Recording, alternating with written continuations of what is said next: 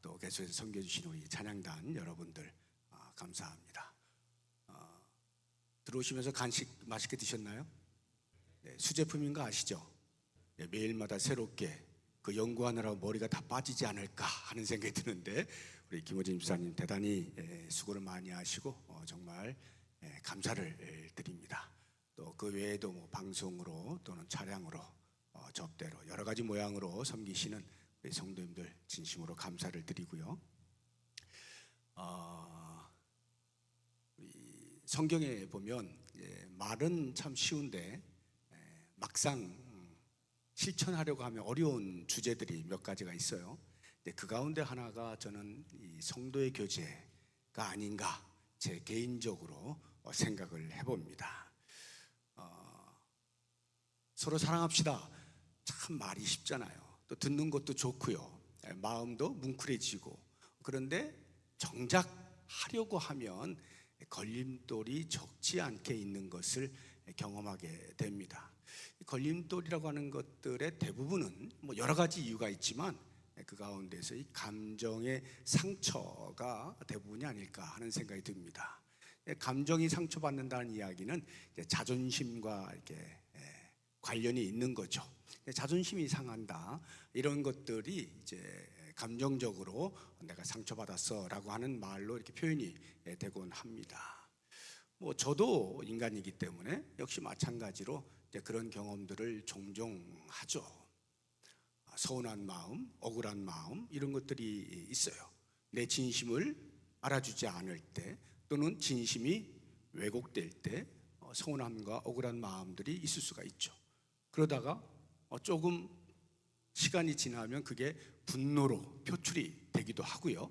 그렇게 나에게 상처를 입힌 사람에 대하여 원망을 하거나 비난을 하게 되는 일이 발생하기도 하고 더 심하게 되어지면 미움의 감정이 이제 생겨나죠. 여러분들은 그런 경험 없으십니까? 충분히 있으리라 생각이 드는데 그러다가 신앙이 미숙한 사람은 거기에서 머물면서 계속 고민하고 갈등을 하는데 어느 정도 성숙으로 나아가고 있는 사람들은 거기에 멈추지 않습니다. 한 걸음 더 나아가게 되면서 자기 자신을 이제 보게 되죠. 그러면서 스스로 실망하는 거예요. 야, 내가 이것밖에 안 되나? 왜 이런 일을 이렇게 처리할 수밖에 없었나? 라는 이런 자괴감이 들게 되어지고요. 나는 모르지만 내가 받은 상처만큼이나 나도 누군가에게 상처를 주었을 수도 있을 텐데 라고 하는 이런 생각들이 들게 되어지면서 이제 분노가 서서히 이렇게 이제 잦아들게 되죠. 그러면서 자기를 돌아보는 그런 시간들을 이제 갖는 겁니다. 성도의 교제가 만만치가 않아요. 여러분들도 아마 저와 같은 그런 비슷한 경험들을 대부분 하고 계시리라 생각이 드는데 제가 이번 성도의 주제라고 하는 성도의 교제라고 하는 주제를 가지고 한 주간 동안 이제 말씀을 이제 전하신 목사님들 앞서 네 분이 쭉 전하셨잖아요. 그 어느 때보다 제 마음에 큰 이제 감동이 있고 많은 생각을 하게 했어요. 왜냐하면 제가 처음부터 이 성도의 교제라고 하는 주제를 가지고 말씀을 준비하는데 쉽지가 않더라고요. 너무 마음이 무거운 거예요. 나도 잘 못하면서 내가 못하는 거를 이렇게 해야 됩니다라고 말한다는 게 너무 어렵고 그래서 부담이 아주 컸는데 하루하루 제가 말씀을 들으면서 그 주옥 같은 말씀들 앞에 큰 이제 깨달음이 있었어요. 코이노니아로부터 시작해서 관계적 겸손, 위로 그리고 어제는 신앙의 요성 이런 말씀들 제 머릿속에 생생히 기억이 납니다. 그러면서 이제 오늘 제가 말씀을 전해야 되는 이 역사적인 순간을 맞이하면서 그래 하나님께 주신 은혜를 따라서 최선을 다해서 말씀을 전하자 나누자 나에게 하는 말이라 생각하고 한번 해보자 하고 이렇게 이제 최선을 다해 준비했는데 그 준비된 말씀들을 같이 한번 묵상하는 시간을 가지면 좋겠어요. 오늘 우리 함께 볼 말씀이 고린도후서 13장 13절이에요. 보시게 되면 아주 친숙한 그런 말씀이라는 것을 알 수가 있는데요. 한번 볼까요? 같이 한번 읽어보겠습니다. 시작. 주 예수 그리스도의 은혜와 하나님의 사랑과 성령의 교통하심이 너희 무리와 함께 있을지어다. 어디서 많이 들은 말씀이죠. 예배 끝날 때마다 목회자들이 축도하는 내용 아닙니까? 실제적으로 이 말씀은 사도 바울이 고린도 교회 성도들에게 편지를 쓰면서 고린도전서, 고린도후서, 지금 고린도후서거든요. 가장 마지막 부분에 쓴 편지를 갈무리하는 문구입니다. 마지막으로 이제 이렇게 편지를 쓸 때 사도 바울의 마음 가운데 다 이야기했어요. 이런 얘기 저런 얘기 쭉 다 하고 이제 결론을 지어야 돼, 이제 마무리를 해야 되는데, 자 마지막으로 내가 한 번 더 너희들에게 당부한다 하고 이 당부의 말씀을 하고 마지막 결론과 같이 그러면서 내가 너희들에게 이와 같은 마음이 있어 하고 기원하는 내용이 13절의 말씀이에요. 그 당부의 내용이 11절에 나오는데요. 한번 보시면 마지막으로 말하노니 형제들아, 이게 이제 마지막 당부의 편지의 마지막에 기뻐하라, 온전하게 되며 위로를 받으며 마음을 같이하며 평안할지어다 등등등등. 교회의 아름다운 모습을 다 나열을 해놓았어요. 성도로서 이렇게 살면 정말 행복하겠다 싶은 내용들이 다 담겨 있어요. 그리고 마지막 13절에 가서 기원을 하는 겁니다. 그러면 왜 이 말씀이 오늘날 축도로 사용이 되었을까 생각을 해볼 때, 제가 그 오리진 기원을 정확히는 말씀을 드릴 수 없는데, 제가 말씀 묵상하는 가운데에서 이것이 수없이 많은 세월 속에서 목사님들이 성도들을 향하여 축복하고 싶은 내용의 엑기스다라고 하는 생각을 하게 되었어요. 그 내용의 세 가지가 있잖아요. 주 예수 그리스도의 은혜, 하나님의 사랑, 성령의 교통하심. 이것이 너희 무리와 함께 있으면 참 좋겠구나, 이렇게 말하는 거거든요. 왜 이것이 축도로 사용되느냐? 모든 목회자들이 성도들을 향하여 또는 성도들의 모임인 이 교회를 향하여 가지고 있는 마음, 축복하고 싶은 마음의 요약이 아니냐 하는 생각이 드는 겁니다. 즉 우리 신앙 공동체의 성격과 특성을 아주 잘 묘사해 놓은 세 가지인 거예요. 더 정확히 말하면 아주 이상적인 신앙 공동체의 모습을 그리고 있다 하는 면에서 이것이 축도로 사용될 만한 이유를 제가 스스로 한번 찾아보았는데요. 이 세 가지를 우리가 한번 좀 같이 묵상을 하면서 이제 오늘 말씀의 제목이 성령의 교통하심인데, 이제 그 부분을 이제 집중적으로 다뤄보겠습니다. 이 세 가지, 이런 공동체라고 한다면 가장 이상적인 공동체가 될 수 있다 하는 그 첫 번째가 하나님의 사랑이에요. 제가 이제 그 고린도후서 13장 13절에는 주 예수 그리스도의 은혜가 제일 먼저 나오지만, 논리상 제가 여러분들에게 설명을 드리는 데 있어서 논리상 이해가 쉽게 하기 위해서 먼저 순서를 바꾸어서 하나님의 사랑을 이야기해 볼게요. 하나님의 사랑, 이것은 신앙 공동체의 출발이고 그 신앙 공동체가 형성하는 근저가 됩니다. 하나님은 거룩하시잖아요. 근데 인간이 죄를 지어서 관계가 깨어져 버렸잖아요. 단절되었죠. 이 단절되어진 하나님과 인간 사이의 관계를 회복시키는 유일한 단서가 하나님의 사랑이에요.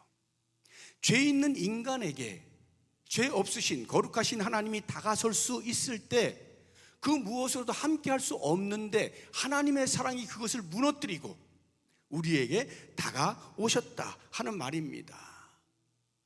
이때에 우리의 상태가 하나님의 사랑이 다가올 만한 어떠한 근거나 자격이 전혀 없을 때 하나님이 오셨다는 사실을 기억해야 됩니다.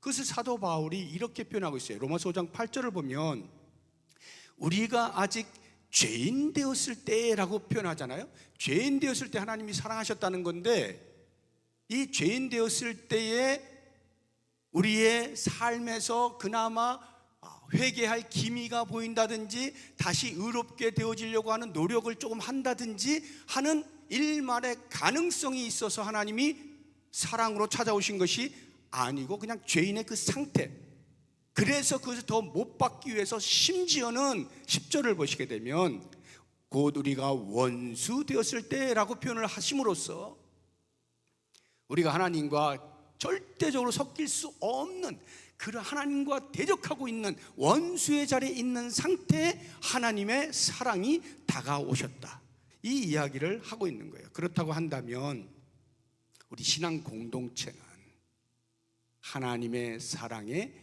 결과물이죠. 하나님이 먼저 사랑하셔서 만들어진 결과물인 거예요. 그래서 하나님의 사랑을 빼고는 교회 공동체, 신앙 공동체를 설명할 길이 없어요. 그러니까 교회 공동체다, 신앙 공동체다라고 하면 반드시 하나님의 사랑이 그 속에 가득할 때 신앙 공동체의 색깔이, 특성이, 성격이 나타나는 거예요.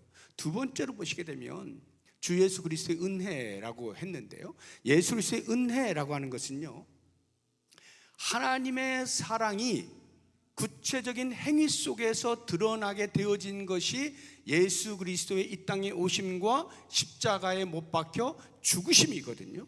우리는 이것을 대속이라고 합니다. 왜 대속이라고 하느냐 하면, 하나님이 아무리 우리를 사랑하신다 할지라도 거룩 자체가 죄와 어울릴 수는 없어요. 그럼 어떻게 하나님의 사랑이 다가올 수 있느냐? 하나님의 공의가 만족되어지는 조건 속에서 하나님의 사랑이 찾아오는 거예요. 그러면 하나님의 공의의 만족이란 우리의 죄의 삭을 지불할 때만 가능한 것인데, 그걸 우리가 스스로 지불할 능력이 없으니 예수 그리스도, 하나님의 독생자 그리스도를 이 땅에 보내시고 십자가에 죽게 하심으로 대속하신 거예요. 그래서 하나님의 우리를 향한 사랑을 증명하신 거예요. 다시 한번 보시게 되면 로마서 5장 8절에 우리가 아직 죄인 되었을 때 그리스도께서 우리를 위하여 죽으심으로 하나님께서 우리에 대한 자기의 사랑을 확증하셨다, 이렇게 표현하잖아요. 10절도 보시게 되면 우리가 원수 되었을 때 그의 아들의 죽으심으로 말미암아 하나님과 우리가 화목하게 되었다. 그리스도의 죽으심, 대속.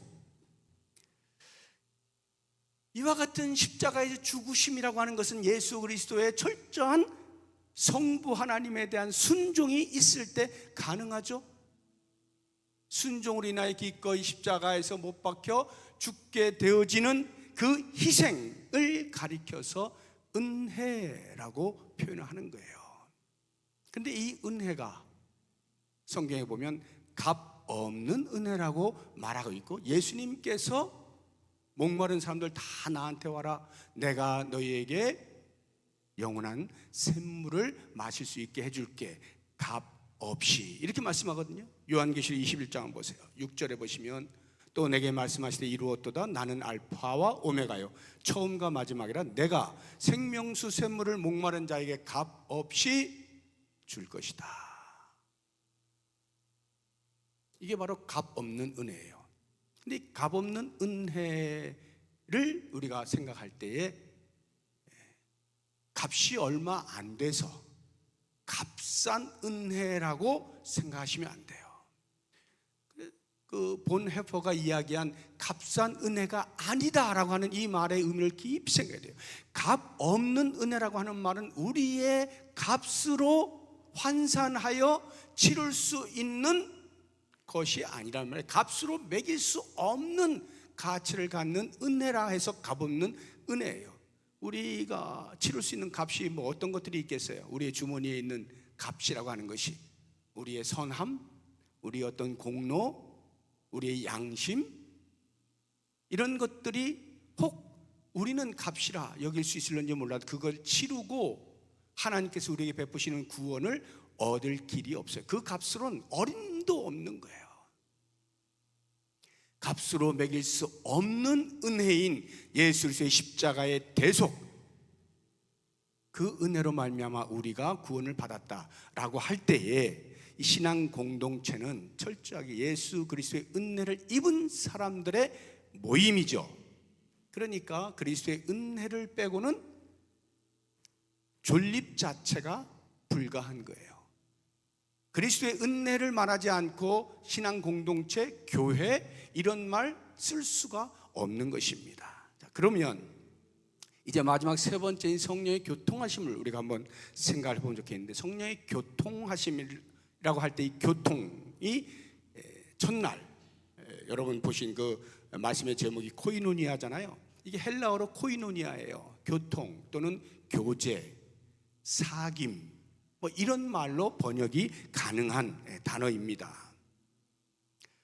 그런데 이 성령의 교통하심이라고 하는 것이 우리 신앙 공동체 안에서 갖는 의미가 여러 가지가 있는데, 그 가운데 제가 오늘 두 가지를 여러분들과 함께 나누어 보려고 그러는 거예요.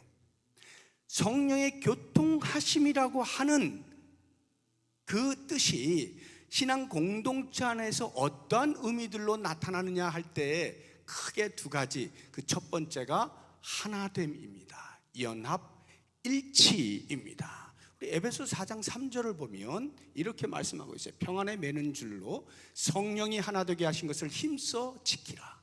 성령이 하나 되게 하신 것, 성령의 교통하심이라고 하는 것이 바로 우리 성도들의 하나됨의 의미를 갖는다, 이런 말이에요. 두 번째가 삶의 나눔입니다.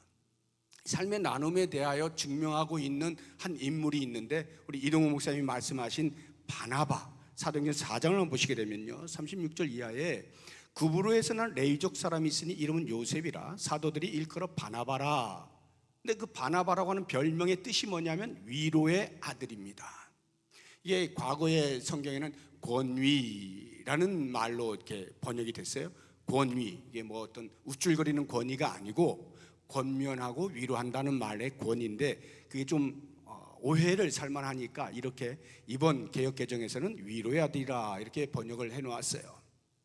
그 다음 보시면 37절에 그가 밭이 있음에 팔아 그 값을 가지고 사도들의 발 앞에 두니라 라고 해서, 이 바나바가 한 행위를 보게 되어지면 자기의 재산을 자발적으로 들여서 가난한 자들과 나누죠. 이런 물질적인 면에서의 나눔뿐만이 아니라 그의 별명이 이야기하고 있는 위로의 아들, 심리적으로, 정신적으로, 영적으로 연약하고 침체되어 있고 갈등을 일으키고 있는 사람들에게 공감하고 위로하고 격려하는 일들을 했다는 사실을 그 이름을 통해서 우리가 알 수가 있죠. 이렇게 삶의 나눔이라고 하는 것은 물질적인 부분이나 영적인 부분 모두에 다 해당이 되는 것인데, 성령의 교통하심이 그 공동체의 성격이 삶을 나누는 것이다 라고 하는 것을 우리에게 알려주고 있는 거예요. 자, 그래서 이제 이 두 가지를 이제 하나씩 보게 되면, 먼저 하나됨이라고 하는 것을 생각해 보죠. 우리 교회 여기 지금 100 몇십 명 성도님들이 이렇게 앉아 계십니다. 그러면은 다 배경이 달라요.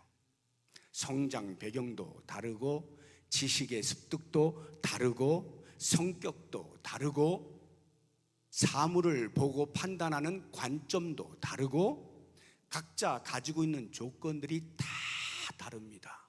이렇게 다른 것들이 세상의 기준에서는 차별의 기준으로 사용돼요. 세상에서는 그러한 것들로 사람들을 차별한단 말이에요. 그리고는 어떤 사람은 떠받들고 어떤 사람은 무시하고, 이런 차별의 행동들이 나타나게 되는데, 신앙 공동체 안에서는 이와 같은 것들이 전부 아무것도 아닌 것이 되는 거예요. 그리고 오직 예수 그리스도 안에서 하나 되어지는 새로운 공동체가 발생해요. 우리는 그것을 가리켜서 가족 공동체라고 해요. 왜? 가족 공동체는요, 내가 원해서 택하는 것이 아니거든요. 주어져 있는 거예요. 그렇기 때문에 가족은, 좋은 가족은 서로 비난하거나 헐뜯거나 차별하지 않습니다. 근데 인간들은요, 한계가 있기 때문에 설령 부모라 할지라도 자녀들 가운데에서 차별하려는 어리석은 부모가 있을 수가 있어요. 근데 좋은 부모 아니에요. 그거는 자녀들이 여럿 있을 때 각각에 대하여 각각의 사랑을 주는 것이 정상적인 부모의 태도죠. 서로 비교해 가면서 너는 왜 형만 못해? 이렇게 한다면 그건 좋은 부모는 아닐 것입니다. 가족 공동체라고 하는 것은 이와 같은 차별을 철폐하는 거예요. 그리고 그리스도 안에서 하나라고 하는 새로운 개념으로 모이는 것이 교회, 신앙 공동체다라고 하는 것입니다. 이 하나됨이라고 하는 것은요, 그래서 각자 가지고 있는 다름, 관점도 다르고 조건도 다르고 성격도 다르고 다 다른데 그 다름을 어떻게든지 하나로 획일화시켜서 너도 이리 와, 너도 이리 와 해가지고 하나로 묶어내는 이런 획일성을 하나됨이라고 말하는 게 아니에요. 그 다양함을 그대로 둔 채 그리스도 안에서 통일을 이루는 것, 이것이 성경이 말하는 성령의 교통하심 하나됨입니다. 그러려고 하면 각자 다른 사람들이 어떻게 통일이 되겠어요? 각자의 다름을 인정해야 되죠. 각자의 다름을 존중해야 되죠. 너도 그리스도의 은혜로 하나님의 사랑으로 부름받은 존재요, 나 역시 그러하니 우리가 그리스도 안에서 영적인 가족이다 하고 모든 차별들을 철폐하고 하나됨을 인정하고 존중할 때 가능한 것이에요. 교회는, 이 땅에 있는 교회는 불완전해요. 불완전하지만 그런 속에서도 여전히 땅에 있는 하나님 나라예요. 무슨 말입니까? 우리가 그리스도께서 다시 오시게 되면 천국에 들어가잖아요. 하나님 나라에 들어가게 되잖아요. 그때까지는 이 땅에 사는 그 시간들이 교회라고 하는 것을 통하여서 아직 불완전하지만 하나님 나라의 그림자라도 이렇게 보는 거예요. 그러면 하나됨이라고 하는 삶이 뭐냐? 그 불완전하지만 땅에 있는 하나님 나라에서 영원토록 들어가게 되어질 그 하나님 나라의 삶을 선험하는 거예요. 미리 경험하는 거예요. 우리 교회가 늘 하고 있는 말이죠. 하나님 나라의 삶을 선험하는 교회, 미리 맛본다, 이런 말이에요. 완전한 맛을 보는 건 아니지만 간 볼 수 있다, 이 말이에요. 우리가 이 땅에서 하나됨을 추구하는 삶을 통하여서 천국에서의 삶이 우리가 이렇겠구나 하는 것을 간을 볼 수 있다라고 하는 것이죠.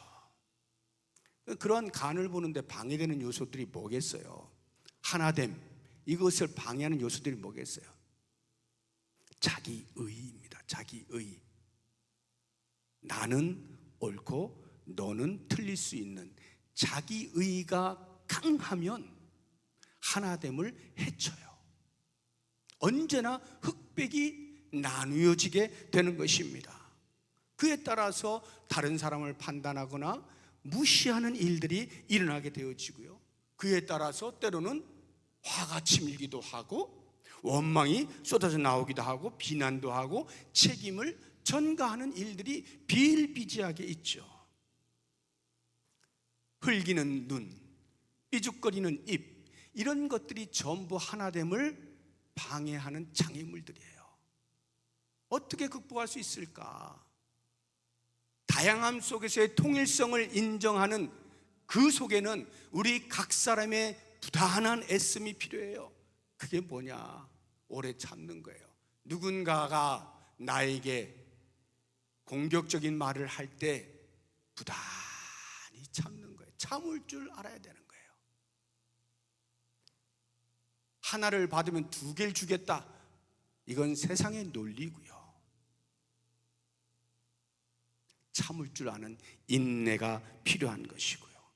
나보다 다른 사람이 더 잘 생각하겠지, 맞겠지, 더 낫겠지 하는 겸손의 마음, 이런 것들이 하나됨을 유지하는 거예요. 뿐만 아니라 드러난 잘못에 대하여 기꺼이 용서하는 마음들, 이런 것들이 여기저기서 활발하게 일어나게 되어질 때에 그러한 하나됨을 방해하는 것들을 넘어서서 극복하고 교회가 아름답게 하나로 계속 지어져 갈 수가 있게 되는 것이죠. 저는 경험을 통해서, 여러분도 아마 제가 말씀을 드리면 거의 대부분이 수긍을 하실 건데요, 경험을 통해서 교회 안에 갈등이라고 하는 것, 이미 제가 말씀을 드린 것처럼 불완전한 교회이기 때문에 갈등이 있을 수 있어요. 사람마다 차이가 있으니까요. 갈등이 있을 수 있습니다. 중요한 것은 그 갈등을 어떻게 해결해 가느냐라고 하는 그 모습을 통해서 건강한 교회인지 아닌지가 결정이 되는데, 좋지 않은 교회는 그 발생한 갈등을 묵혀둡니다. 해결을 하지 않아요. 묵혀둬요. 계속 쌓아가요. 쌓아두면요, 마음이 병듭니다. 아예 그냥 전체가 병들어가지고 송두리째 뽑아내지 않으면 더 이상 손댈 수 없을 만큼 그러한 상태가 돼버려요. 그때까지 그냥 계속 묵혀둬요. 그러면 나중에 큰일 나는 겁니다. 근데 제가 이런 모습들을요, 너무나 안타깝게도 신앙의 초보에 있는 사람들에게서 별로 발견하지 못합니다. 갈등 자체가 일어나지 않는 게 아니에요. 갈등은 어느 신앙의 수준에 있는 사람들 다 있어요. 그런데 그 해결하는 방식에 있어서 말이죠, 신앙의 초보에 있는 사람들은요, 말씀을 들으면 그렇구나, 예수 믿는 사람이 이렇게 하는 거네, 어렵지 않게 풀어나갑니다. 그런데요, 신앙의 연륜이 깊은 사람들, 이런 사람들은요, 자기 의가 너무 강해. 말씀을 들어도 바꿀 생각을 안 해요. 그냥 내가 옳은 거예요, 계속. 그러니까 그게 쌓이고 계속 쌓여요. 절대로 내가 잘못했다는 말을 하게 되는 순간 나의 자존심이 무너지거든요. 내가 지금까지 쌓아온 신앙의 연륜과 공헌이 다 무너져 버리니까요, 안 합니다. 고백하지 않아요. 끝까지 버티는 거예요. 네가 잘못했다고 말할 때까지. 그것조차도 쉽게 받지 않아요. 왜? 그래야 내 옳음이 더 선명하게 증명되기 때문에요. 이것이 신앙의 연륜을 깊이 하고 있는 사람들이 갖는 함정이라는 거예요. 물론 오해는 하지 마십시오. 모든 신앙의 깊이가 있는 사람들이 다 그렇다, 그런 말 하는 거 아니에요. 때로 그런 사람들이 있는데 그것이 신앙의 초보자보다는 신앙의 연륜이 있는 사람들에게서 훨씬 더 많이 발견이 된다는 말이에요.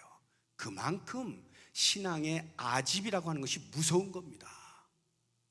관습은 쌓았는데 본질은 놓치는 거예요. 신앙의 관습은 있는데 본질을 놓치는 거죠. 성령의 교통하심이 신앙 공동체의 본질인데 그 본질을 놓친 채 엉뚱한 것에 힘을 쓰고 애를 쓰고, 그래서 우리 교회는 이러니 저러니 말을 하고 있거든요. 본질이 뭡니까?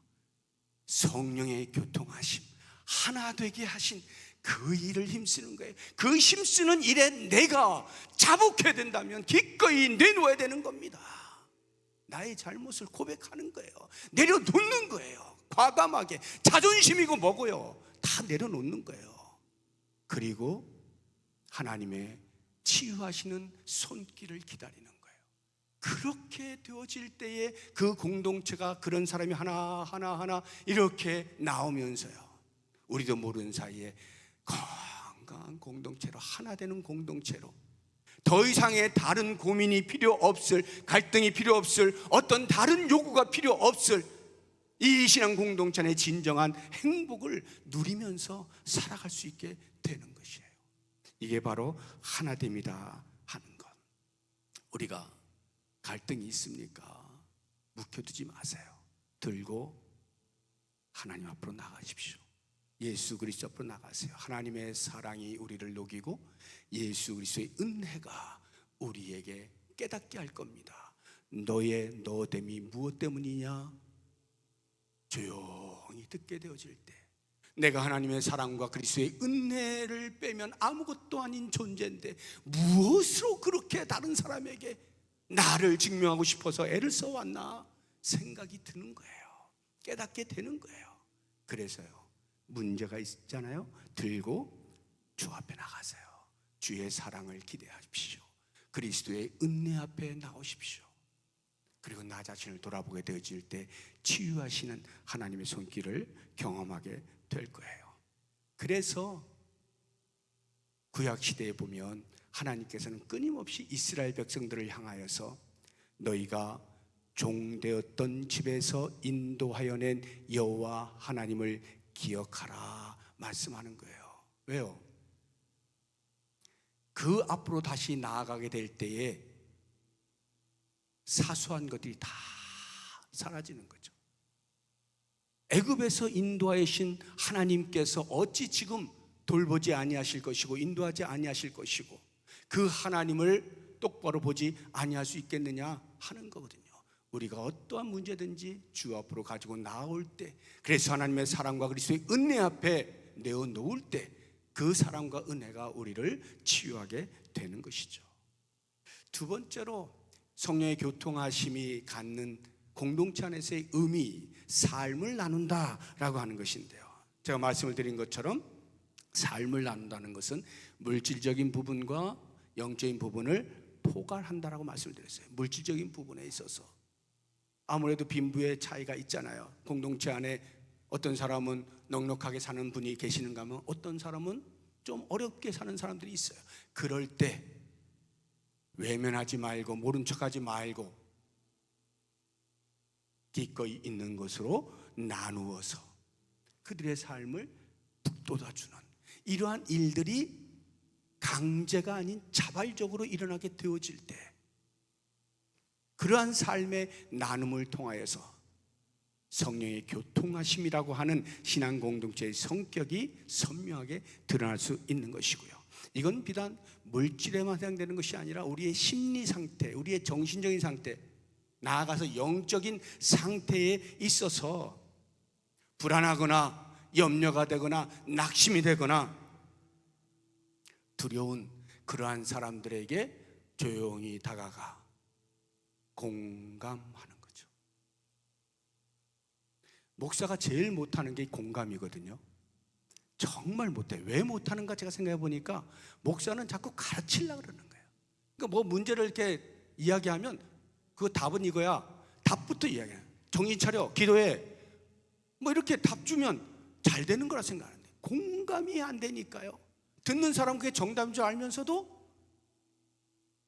허전하죠. 제가 그런 사람이더라고 보니까. 공감을 하고 무엇인가 같이 아파하고 해야 되는데 답만 주려고 그래. 답만, 정답만. 저 때문에 가슴 허전했던 분들 많으셨을 것 같아. 공감하는 것, 그랬을 때 진정한 위로와 격려가 나오지 않을까. 심지어는 책망을 해야 되는 상황도 있잖아요. 무조건 모든 성도가 어렵고 뭐 이런 것들이 다 잘 되는 중에 그렇게 되는 것만 아니죠. 때로는 잘못해서 그런 일이 있을 수도 있어요. 그러면 책망도 필요하겠죠. 책망을 하려면요, 진실한 마음을 가지고 정말로 주의 말씀 앞에서 훈계를 하고자 할 때 공감이 없이 훈계만 가면요 아무 효과가 없는 거예요. 참된 공감 속에서의 훈계는 그 사람이 올바르게 돌아설 수 있는 계기가 될 수가 있죠. 우리 성도들의 삶에 성도의 교제라고 할 때 말이죠, 이러한 나눔, 삶의 나눔, 물질이 되었든 심적인 부분이 되었든 영적인 부분이 되었든 이렇게 삶을 나눌 때에 비로소 우리는 성령의 교통하심이 무엇을 의미하는지 신앙 공동체의 성격을 선명히 드러낼 수 있어요. 이러한 나눔이 과연 어디에서 가능하냐? 물론 예배 가운데서도 그럴 수 있어요. 그러나 가장 효과적인 것은 소그룹이죠. 소급으로 모이는 그 자리에서 삶의 나눔이 왕성하게 일어날 수가 있는 거예요. 아주 효과적으로 나타날 수가 있죠. 원활해질 수가 있는 거예요. 이렇게 대예배로 드리는데 어느 성도가 저 지금 이렇게 힘듭니다 이런 말 못 하잖아요. 그렇다고 뭐 목사가 무슨 투시의 능력이 있어가지고 저 성도 저는 어려움이 있구나 하고 뭐 답을 주고 못 하잖아요. 소그룹 속에서는요, 자기의 삶을 이야기하는 거예요. 이런저런 드론드론 이야기하는 거예요. 들어주는 거예요. 같이 눈물 흘리는 거예요. 같이 기뻐하는 거예요. 같이 손잡고 기도하는 거예요. 같이 문제 해결을 위해서 애써 보는 거예요. 이게 소그룹 속에서 가능한 거죠. 그래서 구역이 중요한 거고요. 구역 모임 자체가 교회 존립의 어떤 기틀이 되는 게 아닙니다. 없어도 돼요. 근데 왜 만드느냐? 소그룹으로 이와 같은 성도의 교제가 활발하게 일어날 수 있도록 삶을 나누는 장치가 되도록 구역을 하는 것이고요. 전도회 모임 왜 모입니까? 그 전도회 없어도 돼요. 왜 모여요? 그렇게 소모임 속에 서로 상태를 살피고 위로해주고 공감하면서 답을 서로 찾아가고 이런 거. 그래서 각 기관이나 부서나 어떠한 모습으로든 모이는 소모임들 속에서 이와 같은 삶을 나누는 일들이 있게 되어질 때에 교회는 진정한 성도의 교제로 풍성해지는 것이죠. 사랑하는 성도 여러분, 우리가 한 주간 동안 성도의 교제라고 하는 주제를 가지고 말씀을 묵상을 하고 기도하는데요, 이 교회의 본질, 성격, 특성을 정확히 아는 것, 하나님의 사랑과 그리스도의 은혜가 풍성하고 가득한 그런 공동체 속에 성령의 교통하심을 통하여서 성도의 교제가 풍성해진다고 한다면, 저는 다른 그 어떤 부족하다라고 느껴지는 것들을 충분히 넘어설 수 있다고 생각해요. 교회가 이 세 가지만 풍성하게 누릴 수 있다 하더라도 그 안에서 얼마든지 행복을 누릴 수가 있어요. 모쪼록 원하기는 우리 부평 동북교회, 저를 포함한 모든 성도님들이 이렇게 성령의 교통하심이라고 하는 성도의 교제를 위하여 하나됨을 힘쓰는, 그리고 삶을 나누는 아름다운 일들이 풍성하게 일어날 수 있기를 주의 이름으로 축복합니다. 이제 우리 같이